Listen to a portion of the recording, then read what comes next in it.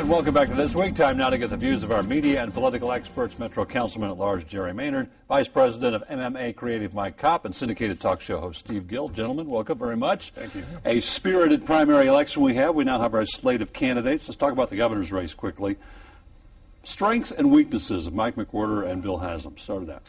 Well, certainly with Bill Haslam, you have to talk about the money. I mean, I think Zach Wamp probably summed it up best. It was the money and the fact that he was able to get on television so much in advance that allowed him to sort of control the dialogue.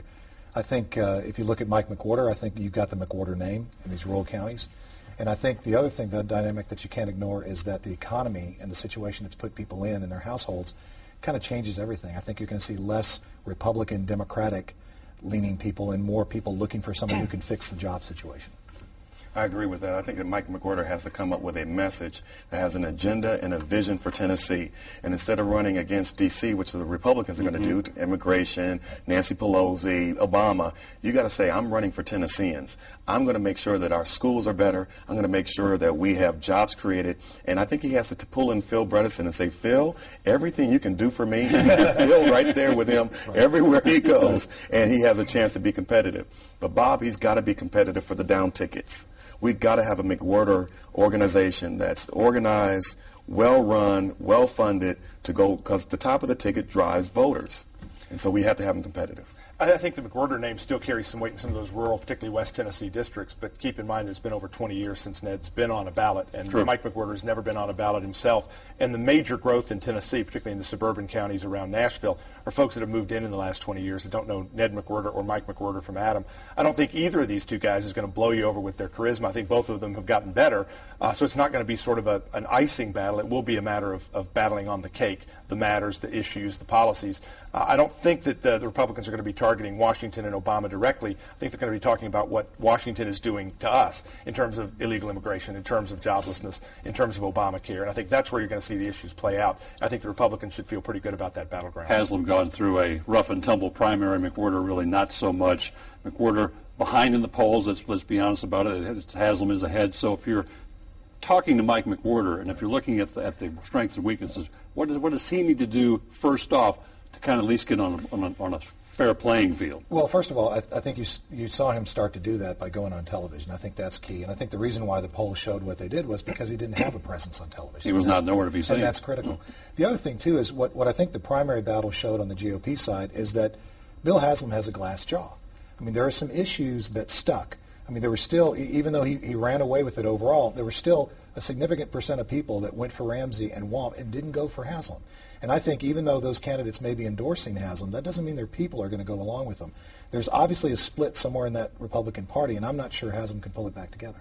Well, I agree with that. Number two is that Haslam really did not give you any specifics on how he's going to reduce unemployment, how he's going to cut the budget, how he's going to make sure that we balance the budget. And so Haslam basically had his wife, and he was a good guy from East Tennessee, who happened to be a second-term mayor, but he never talked about specifics. I think McWhorter has got to fill in that vacuum, and I think if he does like Phil Bredesen did, why did we elect Phil Bredesen? He was going to fix health care. He was a good business guy. He knew how to create jobs. He came up with a vision for Tennessee. McWhorter's got to do the same thing and do it right now where there's a vacuum.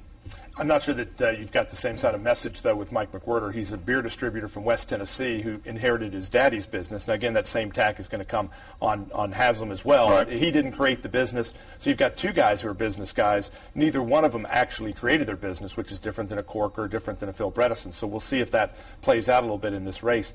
But the other thing is you've got to look at the enthusiasm gap the Democrats have to overcome. Over 700,000 people basically voted in the Republican primary yesterday in this governor's race.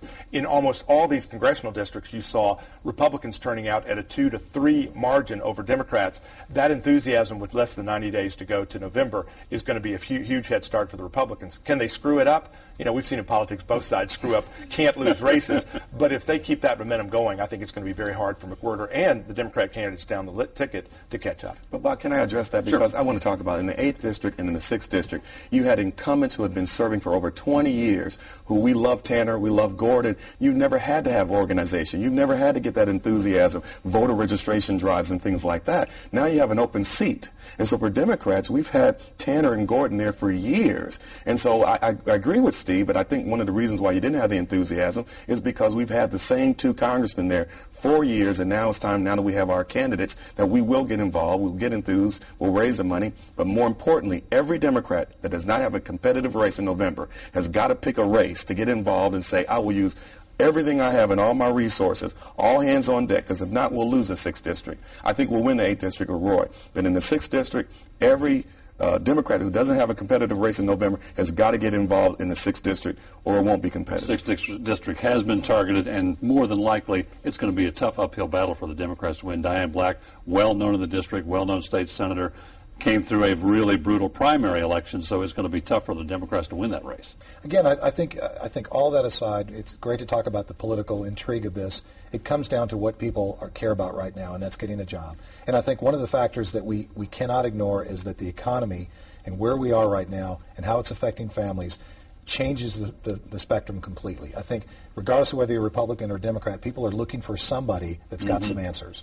Well, you've got high unemployment, and just this week on Thursday we found out that another 479,000 people lost their jobs last week. The national jobless figures came out for the last month, which showed that the unemployment stayed the same, but hundreds of thousands more people net lost their jobs. And you've got Democrats running the White House, Democrats running the Congress, Democrats running the Senate, and Democrats running the state of Tennessee and Governor Phil Bredesen. So I don't think the Democrats can make a solid claim that we're the guys that can create jobs. They haven't. Maybe it's time to let somebody else have a shot. About a minute to go. Democrats, Republicans, Tea Party candidates, religious right. Who are the winners? Who are the losers last night? Well, I believe that the big winner is, of course, Haslam winning the Republican primary, but I also believe that McWhorter comes in unscathed. I think that's an advantage to him.